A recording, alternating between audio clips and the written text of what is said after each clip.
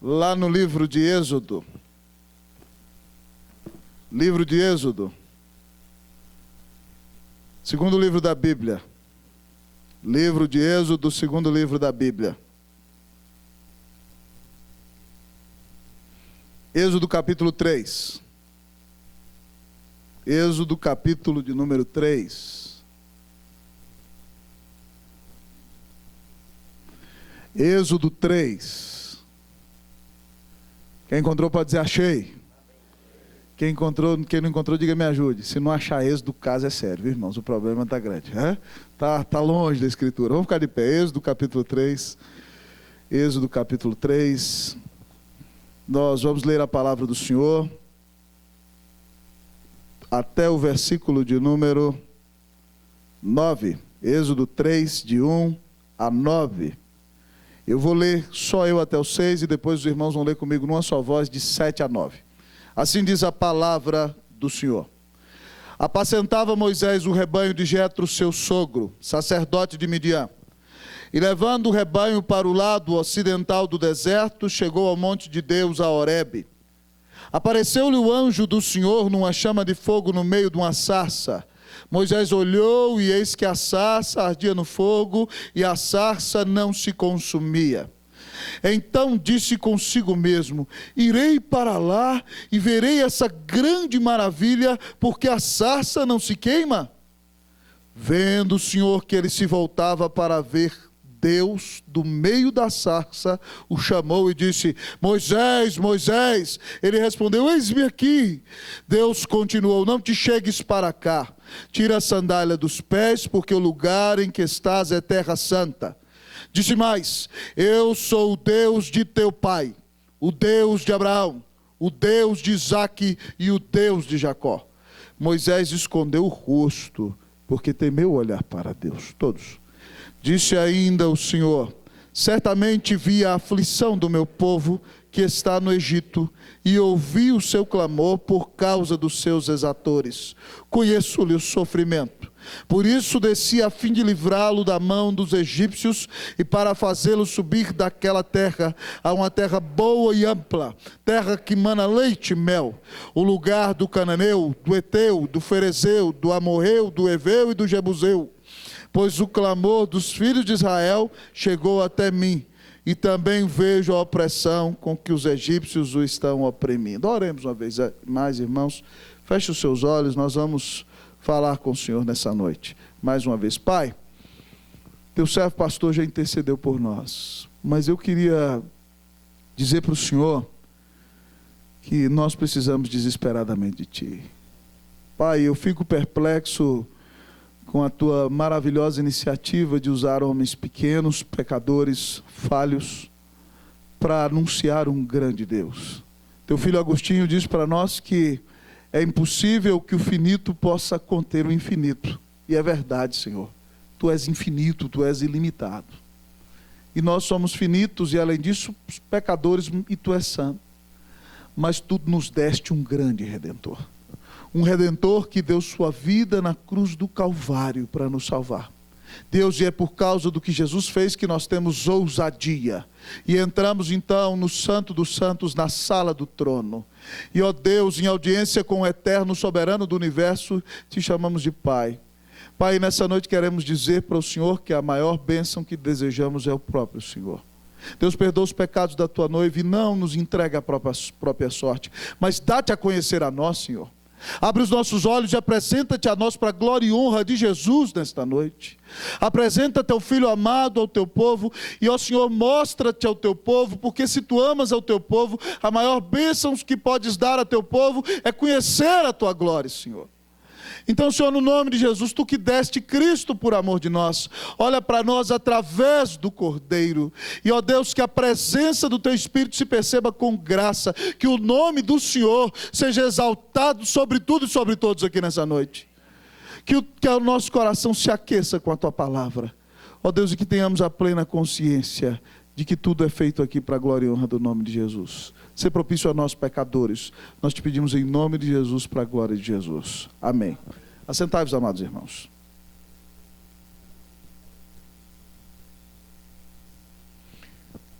Queridos irmãos, quando nós vemos o símbolo ou a logomarca da maioria das igrejas cristãs, você se lembra qual é o símbolo das igrejas cristãs? Qual é? Das igrejas cristãs, da maioria das igrejas cristãs. Qual é o tema do nosso acampamento? A cruz. Mas quando a gente vê o símbolo da igreja presbiteriana do Brasil, você vê uma sarça. Os mais pecadores dizem que parece um repolho, né? Mas é uma sarça, tá certo? Então o negócio é o seguinte: por que, amados irmãos, a maioria das igrejas cristãs tem como seu símbolo a cruz, e nossa igreja tem como símbolo uma sarça com uma pomba que simboliza o Espírito Santo no meio? Por quê? Porque nesse episódio, amados irmãos, da sarça nas Sagradas Escrituras, nós conhecemos o nosso grande Deus, que se revela aqui ao mediador do pacto do Antigo Testamento, que era Moisés. Vocês se lembram da frase que eu ensinei de Moody, quero que vocês decorem, que Moody disse que Moisés passou 40 anos pensando que era alguém, depois passou 40 anos pensando que era um Zé Ninguém, e depois passou 40 anos vendo o que Deus pode fazer através de um Zé Ninguém. Pois bem, aqui Moisés está no tempo derradeiro de saber que é um Zé Ninguém. E ele então, queridos irmãos e irmãs, foi para o ocidente em direção a Horebe, o monte de Deus, pastoreando já há 40 anos os rebanhos de seu sogro Jetro, ou Reuel. E queridos irmãos, e ali está Moisés, naquele dia desavisado, e a palavra do Senhor diz que o Senhor apareceu a ele. O Deus eterno apareceu a ele do meio de uma sarça. E Moisés viu a sarça, que é um arbusto, amados irmãos, pequeno, do deserto seco. E naquele arbusto ali, às vezes até espinhoso, a sarça tinha uma chama que queimava e o fogo não parava de queimar. E Moisés, diz a Escritura, ficou perplexo e disse: vou me aproximar para ver que maravilha é essa. E o grande Deus então do meio da sarça, queridos irmãos e irmãs, diz a ele: Moisés, Moisés. Ele diz: eis-me aqui. Tira a sandália dos pés, porque o lugar em que estás é terra santa. E então, queridos irmãos, Deus começa a dizer a Moisés quem é, que tem um pacto com o seu povo e que veio para salvá-lo. Ao olhar para este texto nesta noite, eu quero desafiá-lo a escancarar as janelas do seu coração e abrir os portões da sua mente, porque a maior bênção que você pode ter na sua vida é conhecer a Deus. O maior privilégio que qualquer ser humano pode ter é contemplar o resplendor da glória de Deus na face de Cristo. E esse texto nos apresenta nessa noite quem é o nosso Deus. Se você não o conhece, prepare-se, porque nessa noite, quem apresenta-se diante de você é o Rei da Glória. E o texto da palavra do Senhor nos revela quem é o nosso Deus. Mais retorno, por favor, Yuri. Quem é o nosso Deus? Em primeiro lugar, o texto da palavra nos diz que o nosso Deus é o Deus que se revela. Quem é o nosso Deus? O nosso Deus é o Deus que se revela. Igreja cheia de vida. Quem é o nosso Deus? O nosso Deus é o Deus que se revela. Versículos de 1 a 4. Vamos fazer essa leitura do texto da palavra do Senhor. Eu leio 1, vocês o 2, eu 3, nós todos o 4. Apacentava Moisés o rebanho de Jetro, seu sogro, sacerdote de Midian, e levando o rebanho para o lado ocidental do deserto, chegou ao monte de Deus, a Horebe.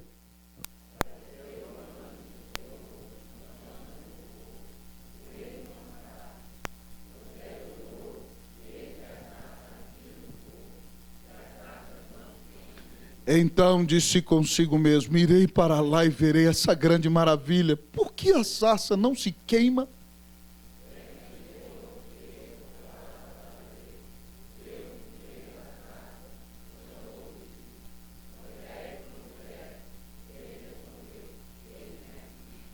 Queridos irmãos, o nosso Deus é o Deus que se revela. Moisés teve uma grande frustração na vida, vocês se lembram. Há 40 anos atrás ele sabia da sua história, sabia que foi achado no rio, sabia que a sua mãe recebeu dinheiro da filha de Faraó para que ele fosse criado como um príncipe do Egito. E vocês sabem que ele reconhecendo a capacidade e a formação que Deus lhe deu, resolve então libertar o povo confiado em sua própria força e mata um egípcio e depois vai apartar a briga de dois irmãos e um irmão diz a ele: você vai me matar como matou o egípcio? E ele foge então frustrado do Egito porque Faraó quer matar. 40 anos da melhor formação do mundo, cheio de glória, e de repente então 40 anos de ostracismo no meio do deserto, no meio do rebanho de ovelhas. Moisés não espera mais nada da vida. E de repente, quando você não espera mais nada da vida, Deus de maneira milagrosa abre os céus e desce, intervém e aparece. Apareceu o anjo do Senhor. Aqui não está falando de um anjo que é uma das criaturas do Senhor, mas quando a palavra anjo aparece em maiúsculo no Antigo Testamento, está falando do próprio Deus. O mensageiro do Senhor é a pessoa da Trindade que se revela, que é, queridos irmãos, a segunda pessoa da Trindade. O anjo do Senhor, aqui é a segunda pessoa da Trindade, que futuramente você vai chamar de Cristo Jesus. Aparece ali então o agente revelador da Trindade. Naquela sarça, imagine, irmão, você no deserto, talvez você fale: é uma miragem, o sol está muito quente, eu estou ficando doido, afinal de contas 80 anos é um negócio meio complicado, não é verdade? Louvado seja Deus, porque aqui tem um bom número de gente com mais de 80, eita, glória a Deus. Então o negócio é o seguinte, ele fica ali, por que a sarça não se queima? E ele vai se aproximar e Deus diz: Moisés, Moisés, e ele diz: eis-me aqui. Que bênção maravilhosa, amados irmãos, que Deus é o Deus que se revela. Você só pode de fato conhecer a Deus porque Ele resolveu se revelar. Todo ser humano na criação tem um testemunho de que há um Criador. Mas para conhecer esse Criador, ele precisa decidir revelar-se a você. E queridos irmãos, a Bíblia aqui é clara, o Senhor aparece numa sarça. O texto de Hebreus fala para nós assim o seguinte, Hebreus 1 e 2. Havendo Deus outrora falado aos pais muitas vezes, de muitas maneiras, pelos profetas, nesse último tempo nos tem falado pelo Filho, aquele a quem constituiu o herdeiro de todas as coisas, por meio do qual também fez todas as coisas. O que a Bíblia está dizendo é o seguinte, irmão, no Antigo Testamento, Deus a Adão se revela no jardim tomando forma de homem. A Moisés na sarça, na nuvem e no fogo. Para outros servos ele aparece. Depois para os profetas através de sugestão interna, por meio do êxtase e por meio do sonho. Por outros Deus escreve, preservando os seus erros. Eles escrevem o texto com suas características e Deus se revela. Mas o clímax da revelação, o ponto mais alto, é quando Deus resolve fazer-se homem sem deixar de ser Deus. É quando Deus resolve tabernacular conosco, habitando num corpo de carne e osso como o nosso, mas sem pecado. É quando Deus resolve pisar nas nossas estradas, caminhar e ter a poeira de nossas estradas em seus pés. É quando Deus resolve falar uma e várias de nossas línguas. É quando Deus senta em nossas mesas. É quando Deus olha para nós com o nosso olhar.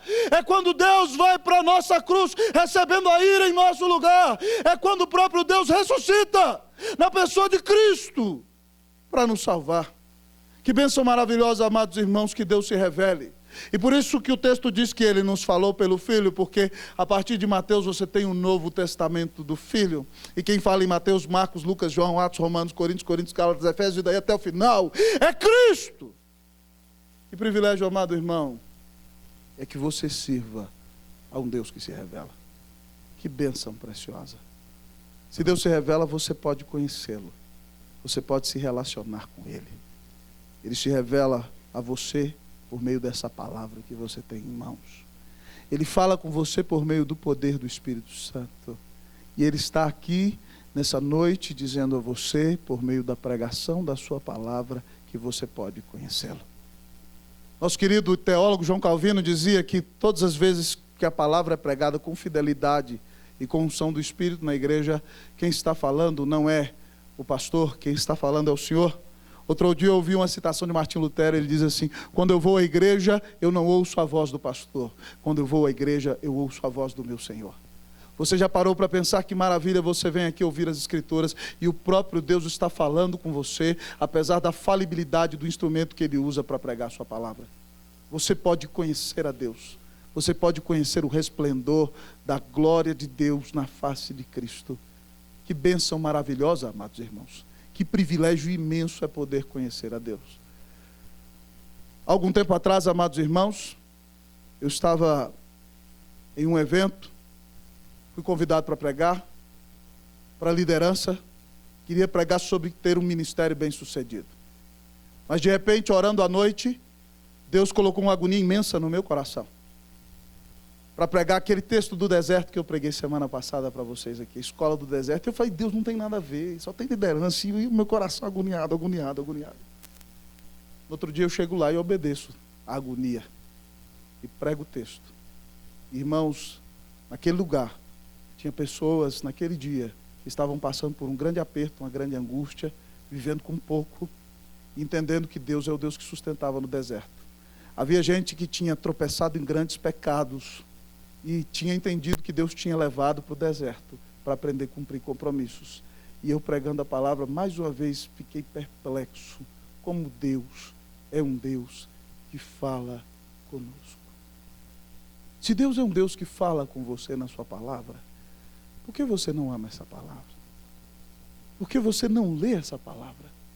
A Bíblia diz que a fé vem pela pregação e a pregação pela palavra de Cristo. Quando você está aqui ouvindo a pregação da palavra de Cristo, nesse exato momento o Espírito Santo suscita fé no seu coração. Ah, pastor, mas às vezes eu fico deprimido e não consigo vir. E aí o Salmo 119, 25 diz assim: a minha alma está apegada ao pó. O salmista está deprimido e ele ora: vivifica-me segundo a tua palavra. A palavra tem o poder de te levantar desse momento de depressão. Ah, pastor, mas o problema é que eu tenho lutado muito contra o pecado. Guardo no coração a tua palavra para não pecar contra ti. Pastor, mas às vezes eu estou indeciso. Lâmpada para os meus pés é a tua palavra e luz para o meu caminho.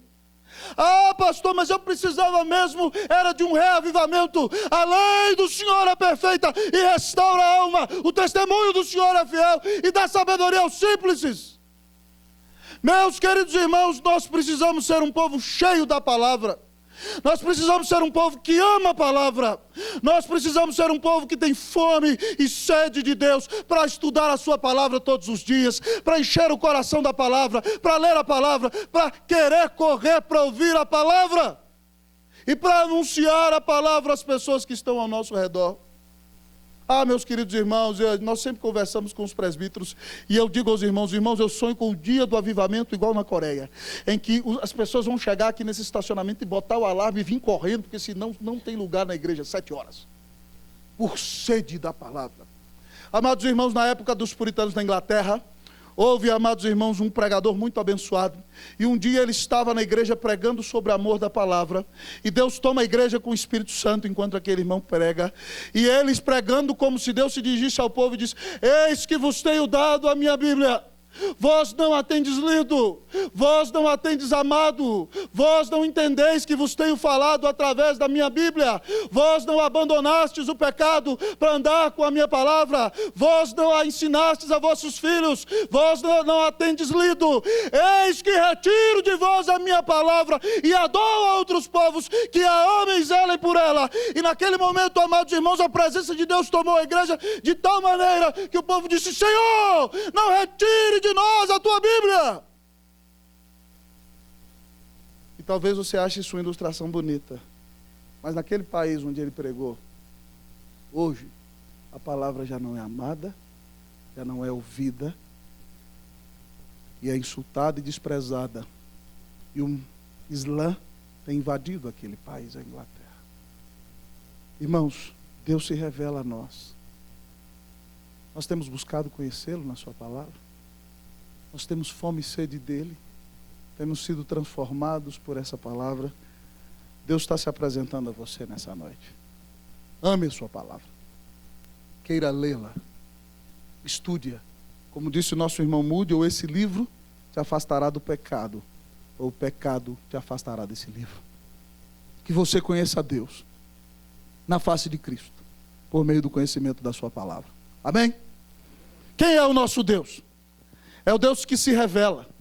Mas além de ser o Deus que se revela, queridos irmãos e irmãs, o nosso Deus é o Deus Santo. Quem é o nosso Deus? O nosso Deus é o Deus Santo. Vou perguntar, vocês respondem, irmãos? Igreja cheia de vida, quem é o nosso Deus? O nosso Deus é o Deus Santo. Moisés se aproximou. Do meio da sarça o Senhor chamou, Moisés, Moisés. Ele disse, eis-me aqui. E vocês vão ler o versículo 5 para ver o que aconteceu. 1, 2, 3, podem ler. Deus.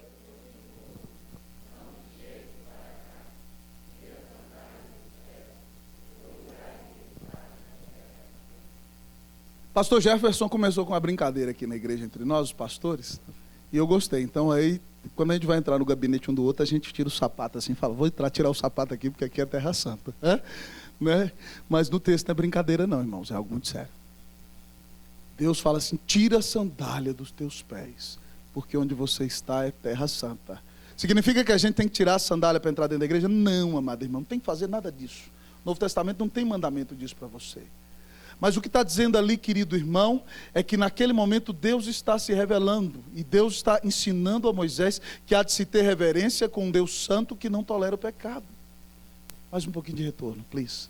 Então, queridos irmãos, nós devemos entender que o nosso Deus é um Deus santo. O que significa Deus ser santo? O que você acha? Significa sim que Deus é Espírito puríssimo, imutável. Tiago disse que nele não há sombra nem variação de mudança. Sim, significa isso. Mas santo significa também que Deus é separado, apartado e é totalmente diferente de tudo que existe. Tudo que existe, amados irmãos, está na categoria de criação. Somente Deus está na categoria de criador. E somente nesse sentido ele é totalmente outro. Porque ele é diferente de tudo que existe. Então ele é o outro, ele é separado.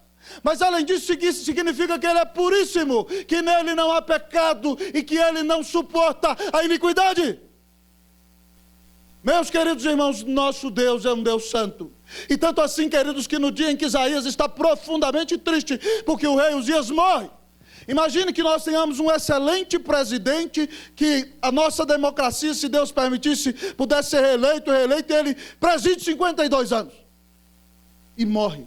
O povo de Israel falou assim, estamos desamparados.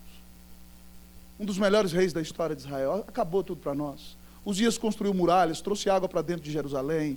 Uzias construiu instrumentos de guerra, financiou a construção de cidades, preparou o exército. O povo falou assim, agora já era, as nações vão nos invadir. A Bíblia diz que no ano da morte do rei Uzias, eu vi o Senhor assentado sobre um alto e sublime trono, e as abas de suas vestes enchiam o templo. Serafins, que são anjos, amados irmãos, que significa aqueles que ardem, estavam por cima dele, a Bíblia diz. Cada um tinha 6 asas, com 2 cobriam seus rostos, com 2 cobriam seus pés, e com 2 voavam, e clamavam uns para os outros, dizendo, cantando em vozes, Santo, Santo, Santo, é o Senhor dos exércitos, toda a terra está cheia da sua glória. As bases do limiar se moveram à voz do que clamava, e a casa se encheu de fumaça. Então disse eu, ai de mim, estou perdido, porque sou homem de impuros lábios, e habito no meio de um povo de lábios impuros, e os meus olhos viram o rei, o Senhor dos exércitos. Então voou o anjo com a tenaz, tomou uma brasa do altar, com a brasa tocou os meus lábios, amados irmãos. E com aquela brasa Isaías é purificado. Deus é um Deus santo. Deus é um Deus que não tolera pecado, irmão. A Bíblia diz lá em Hebreus 12, 14, seguir a paz com todos e a santificação, sem a qual ninguém verá o Senhor. Se você veio a Cristo, a Bíblia diz que você é santo, que você já foi separado para Cristo Jesus. Mas a Bíblia diz que você tem que buscar santificar-se a cada dia mais e mais. Isso significa, amados irmãos, que você tem que abandonar o pecado. Significa que agora o pecado já não tem mais domínio sobre você. Quando você tem Jesus na vida, o pecado não é mais regra, é acidente. E significa então que cada dia você vai progredindo e avançando e se tornando mais parecido com o Cordeiro de Deus que tira o pecado do mundo. Para se relacionar com Deus, irmão, você tem que levar uma vida de santidade. Não dá para dizer que é crente e viver na hipocrisia. Não dá para viver com um pé na igreja e um pé no mundo. Não dá, querido irmão, querido amigo, para dizer que é de Deus e dar mau testemunho aí fora. Não dá para dizer que é de Jesus e roubar nos negócios. Não dá para dizer que é de Deus e ser um estelionatário. Não dá para dizer que é de Cristo e viver sendo um mentiroso. Não dá para dizer que é do Senhor e viver na prática do adultério. Não dá, irmão. Deus é santo e Deus requer do seu povo santidade. E eu quero perguntar para você nessa noite: como está a sua vida diante do Senhor? Tem pecados no seu coração que você gosta de agasalhar? Que você esconde? Você fala: Senhor, o Senhor entra em todo lugar, mas nesse quartinho aqui, deixa eu sozinho aqui. O que você faz, irmão, quando você está sozinho? Quando você está sozinho lá diante do seu computador no trabalho, o que você faz? No seu aparelho televisor, né? Na sua Sky ou Net, o que você faz? O que está no seu coração? O que domina a sua alma? Minha irmã, o que está na sua mente? Deus é um Deus santo. E se nós queremos nos relacionar com esse Deus, nós devemos de fato odiar o pecado, amados irmãos. Nós vamos tropeçar sim, até para mostrar que nós não somos nada sem Jesus. E a Bíblia diz que se nós confessarmos os nossos pecados, Ele é fiel e justo para nos perdoar os pecados e nos purificar de toda injustiça. Mas, meus irmãos, de Deus não se zomba. Como está a sua vida nessa noite? Você tem vivido em santidade? Como é que está o seu namoro, jovem? O seu namoro é um namoro de quem tem Jesus no coração? Como é que está o seu relacionamento com a mulher dentro de casa, santo varão? Você está amando essa mulher como Cristo amou a igreja? Como é que está o seu relacionamento, seu trato com o marido, esposa? Você está honrando o seu marido como a noiva tem que honrar a Cristo? Como é que está a sua vida diante de Deus? Amados irmãos, Deus é um Deus santo. E se nós queremos conhecer a Deus, nós precisamos viver em santidade. Amados irmãos, uma frase do grande pastor pregador do século XIX, Robert Murray McCheyne, o homem usado por Deus da Escócia para trazer um grande avivamento. McCheyne era tão sério e tão cheio da unção de Deus, que alguns dos seus biógrafos dizem que quando ele subia no púlpito para pregar, estava tão cheio da presença do Senhor, e havia um elemento de tal seriedade nele, que só de olhar para o pastor, o povo já começava a chorar. E ele dizia: o que o meu povo mais precisa é da minha santidade. Um ministro santo é uma arma poderosa nas mãos de Deus. Mas eu quero dizer para você que não só um ministro santo, um crente santo é uma arma poderosa nas mãos de Deus.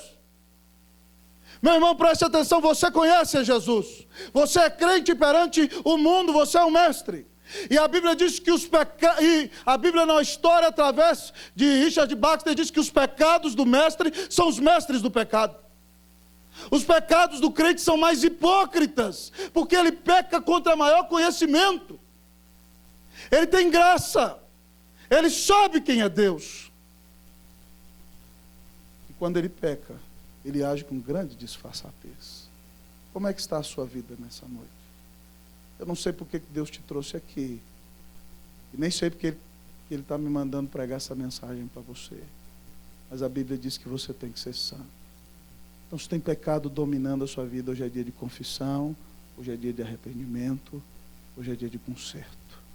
Hoje é dia de se voltar para o Senhor. Deus está te dando uma oportunidade. Não perca, senão você vai ficar muito tempo no deserto. Há alguns que não saem do deserto. Há alguns que têm que morrer no deserto, porque senão eles não vão andar com Deus. Eu espero que não seja assim com você.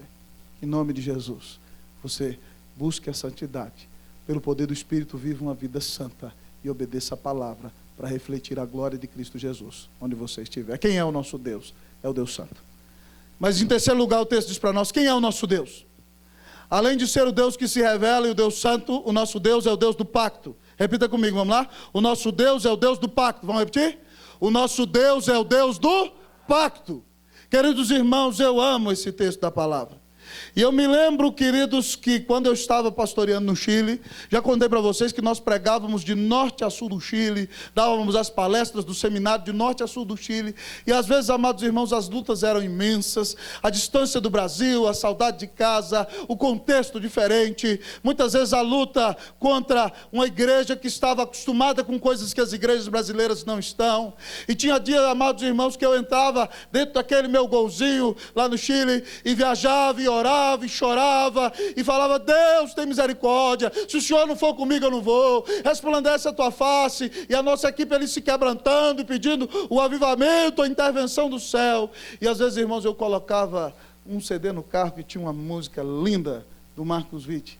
A música, ela diz assim, mais ou menos em português, se eu lembrar: Deus do pacto, que guardas tua promessa, que cumpres tua palavra, que guias meu destino. Deus do pacto, descanso em tua promessa, confio em tua palavra, por tua graça estou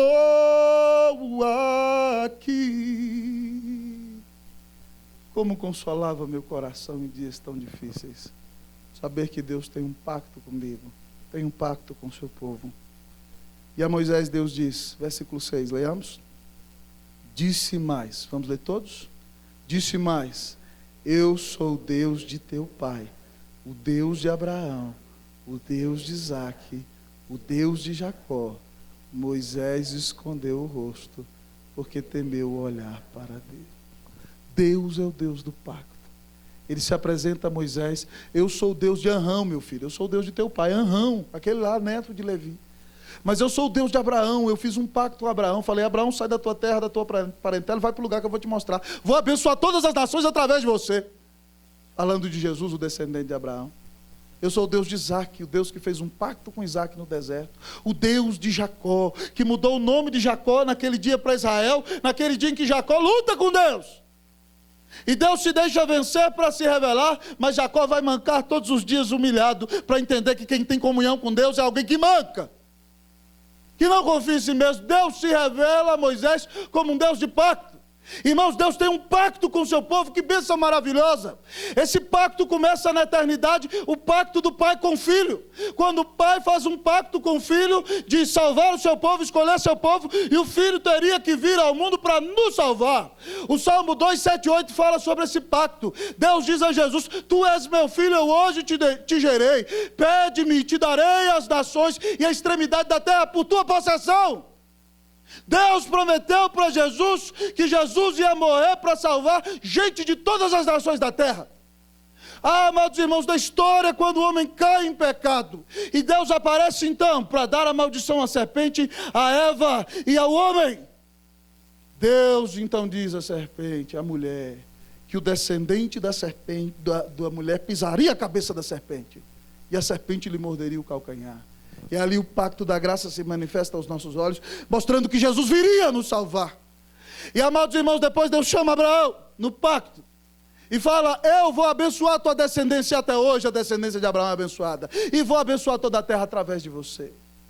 E, amados irmãos, Deus consuma o pacto na pessoa de Jesus, quando Ele vem dar sua vida na cruz do Calvário para pagar os seus pecados. Querido amigo, se você está aqui nessa noite e ainda não é salvo, se você morre hoje e não sabe se vai para o céu e vai para o inferno, se você tem medo, se você tem pesadelo, se você sonha com a ira de Deus te levando para o inferno, preste atenção, eu quero dizer para você que é uma maneira de você ser salvo, e é através de um pacto com Deus. E esse pacto com Deus na sua vida é manifestado quando você crê que Jesus é o Filho de Deus, o único mediador entre Deus e os homens, o único que pode te levar para o céu, aquele que morreu na cruz para pagar os seus pecados. Queridos irmãos, é como se entre o homem e Deus houvesse uma distância eterna de um abismo por causa do pecado. As religiões são as pontes que os homens tentam construir, e os homens vão tentando andar na ponte para se encontrar com Deus, mas de repente a ponte não chega e eles caem no abismo. Para se encontrar com Deus, só a ponte que Deus estabeleceu. Deus estendeu uma ponte, e o nome dela é Jesus. E se você quer ter um pacto com Deus, nessa noite você precisa se arrepender dos seus pecados e crer que Jesus é o único Salvador, o único mediador entre Deus e os homens, aquele que pode te levar para o céu, aquele que morreu na cruz para pagar os seus pecados. Nunca ninguém te amou como Ele. Se você quer ter um pacto com Deus nessa noite, arrependa-se de viver longe do Senhor e creia que Jesus é o Filho de Deus, o único que pode te salvar. Mas em último lugar, nesta noite, O texto da palavra nos diz quem é o nosso Deus. E além de ser o Deus que se revela, o Deus santo e o Deus do pacto, o nosso Deus é o Deus que intervém. Quem é o nosso Deus? O nosso Deus é o Deus que intervém. Quem é o nosso Deus? Diga aí para o seu irmão. Diga, meu irmão, o nosso Deus é o Deus que intervém. Para o irmão do outro lado, você está triste? Você está desanimado? Pergunta para ele, você está desanimado? Você está sofrendo? Fala para ele, o nosso Deus é o Deus que intervém.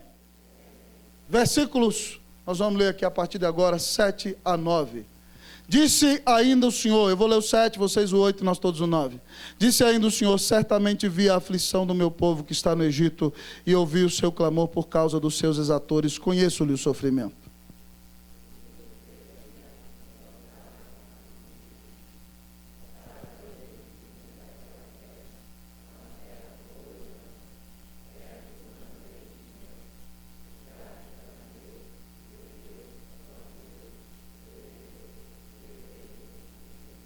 De todo aquele que termina com eu, né? Então vamos ler o 9 aí, todos juntos. Pois o clamor dos filhos de Israel chegou até mim, e também vejo a opressão com que os egípcios os vêm oprimindo. Meus queridos irmãos, Deus é o Deus que intervém. Deus viu o povo escravo sofrendo no Egito, viu seus filhos levando açoites. Deus já tinha dito a Abraão que isso iria acontecer, que os seus filhos seriam escravos no Egito, e o povo está sofrendo, fustigado, estão construindo as pirâmides de Faraó. Eles entraram ali como pastores de ovelha, mas agora são escravos construtores de pirâmides, e quando Moisés anunciar a libertação, além de construir as pirâmides, eles vão ter que pegar a palha para fazer os tijolos. Eles construíram as cidades de Ramsés e de Pitom, e queridos irmãos, eles estão sofrendo.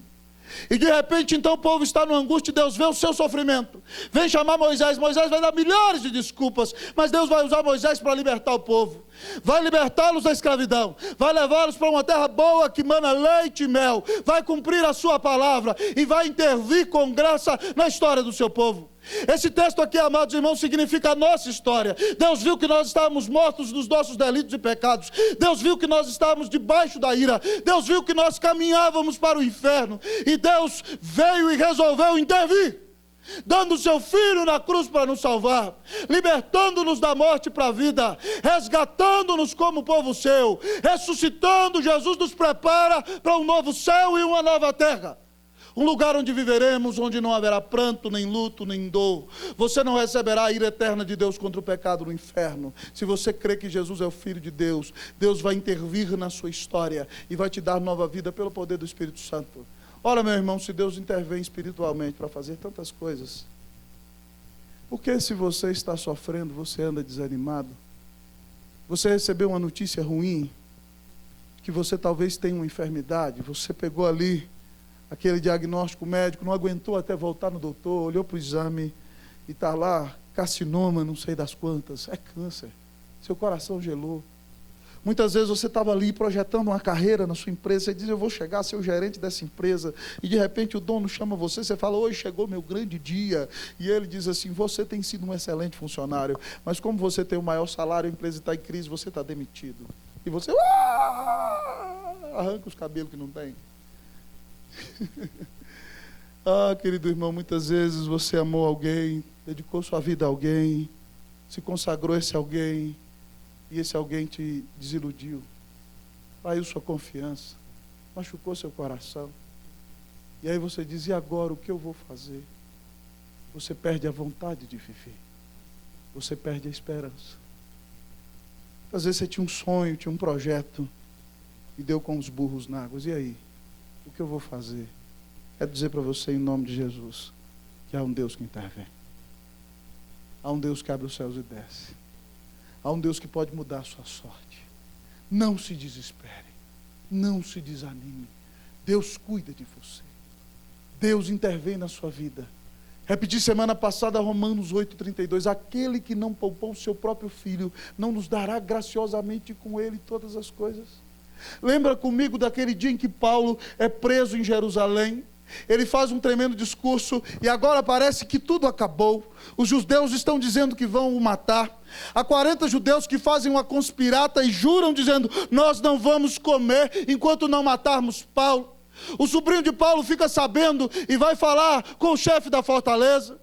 Então eles são obrigados a levar Paulo escondido à noite para Cesareia. Mas naquele dia em que parece que tudo acabou, Paulo dedicou a vida para pregar o evangelho, plantou igrejas, sofreu, adoeceu, foi apedrejado, naufragou, dado como morto. Parece que tudo acabou e agora vão matá-lo em Jerusalém.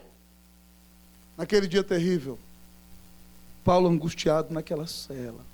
A Bíblia diz que dentro da cela o Senhor Jesus apareceu ao seu lado e disse: coragem, coragem, Paulo, coragem, Paulo, porque é necessário que do mesmo modo que deste testemunho de mim em Jerusalém, também o faças em Roma. Coragem, João, coragem, Maria, coragem, Francisco, coragem, Antônia, Deus intervém. O que está acontecendo com você não saiu do controle do Eterno. O que tem passado na sua vida não está fora da vontade do Senhor. Confie nesse grande Deus, espere nele, atire-se nos seus braços, porque Deus pode intervir poderosamente, trazendo restauração para a sua vida, para a sua casa, para o seu coração, para a sua saúde, se Ele quiser, mas sobretudo também para a sua fé. Deus intervém, irmão. Coragem. Esse é o nosso grande e maravilhoso Deus. Ao olhar para esse texto, amados irmãos, sobre quem é o nosso Deus, então você me diz: pastor, e agora o que farei? Quem para me relacionar com Ele? Se Deus se revela, busque conhecê-lo na sua palavra. Não perca uma oportunidade de vir para a igreja. Não é possível que você vai ficar em casa querendo saber resultado de Vasco e Flamengo. Para com isso. Eu nem sei quando ficou o resultado, viu? Você tem que correr e ter fome e sede da palavra.